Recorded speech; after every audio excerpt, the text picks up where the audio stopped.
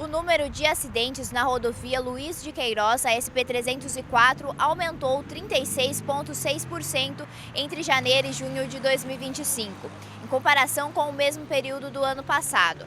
Foram 250 ocorrências registradas neste ano, contra 183 em 2024. A média mensal de acidentes passou de 31 para 42 casos. Com o objetivo de reforçar a segurança, o DR instalou 29 radares de velocidade ao longo da rodovia Luiz de Queiroz. Em Americana, os equipamentos foram colocados em 5 pontos com limite de 80 km por hora. Santa Bárbara do Oeste terá 4 radares, sendo um deles um trecho de velocidade máxima de 110 km por hora para veículos leves e 90 km para veículos pesados. Piracicaba conta com 4 dispositivos em trechos de velocidade de 70 a 110 km por hora. Cidades como Jaú, Bariri, Itaju, Ibitinga, Novo Horizonte e José Bonifácio também receberão os aparelhos. Os radares estão em fase de teste, sem aplicação de multas nesse momento. A previsão é que a homologação leve até 60 dias. Para o professor Creso Peixoto, da Faculdade de Engenharia Civil, Arquitetura e Urbanismo da Unicamp, especialista em projetos viários, o traçado da SP-304 favorece o aumento no fluxo de veículos. A SP-304, entre a via Anhanguera e Piracicaba, o traçado é um traçado suave, composto por rampas que não são excessivas, trechos de aceleração que também não são excessivos e curvas, que é aquele momento que a gente tem que virar a direção para poder desenvolver o traçado da estrada, que não são de raios muito reduzidos. Desta forma, há uma tendência para que rodovias desta ordem, com o aumento do volume de tráfego, veja bem, quando se aumenta o volume de tráfego, para o mesmo comportamento dos motoristas, temos mais acidentes. Para o especialista, a melhora na economia também impacta no volume do tráfego das rodovias.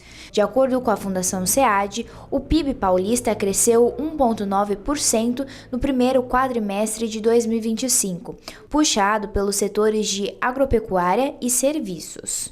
Como o comportamento do motorista não teve mudanças consideráveis nos últimos meses, nós podemos dizer que de 4, 5 meses para cá, em comparação com o ano passado, o aumento de tráfego, devido à melhoria das condições da economia, geraram um acréscimo de movimentos veiculares e, com isso, acontecem mais acidentes. Mesmo com a instalação de radares conhecidos como Traffic Calming, medidas de moderação de tráfego, ainda é possível observar o chamado repique de velocidade. É o motorista que antes do radar está numa velocidade X, no radar está em outra, logo depois volta para a velocidade X.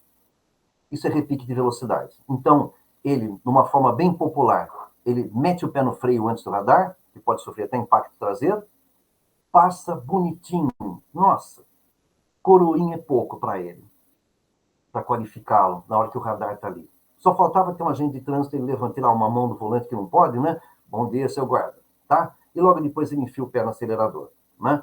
Então, o repique de velocidade mostra um dos problemas da fiscalização pontual. Segundo Creso, o fator central dos acidentes continua sendo o comportamento do condutor. O excesso de velocidade, porque quanto mais veloz, menor é a capacidade o motorista tem para poder se desviar e evitar um acidente grave. Beber e dirigir, até por questões culturais brasileiras, isso, entre outros comportamentos, como também envolve um certo descrédito com relação à velocidade permitida e à postura do motorista. O especialista reforça que a função da multa aplicada a partir dos radares é justamente desestimular esse comportamento. É fazer com que os motoristas em geral, que não acreditam que precisam manter a velocidade limite, não andar acima da velocidade, ou evitar ao máximo acontecer isso, que eles podem ser flagrados e a maneira é que eles tenham medo, isso é mundial, medo de serem flagrados ter que desembolsar quantias elevadas de dinheiro, e pior ainda, que é bom para que ele possa viver mais, tirar a carteira dele, para que ele viva mais, apesar do, claro, descontentamento, a ódio que alguns motoristas têm quando acontece isso. Nicole Maia para a TV Todo Dia.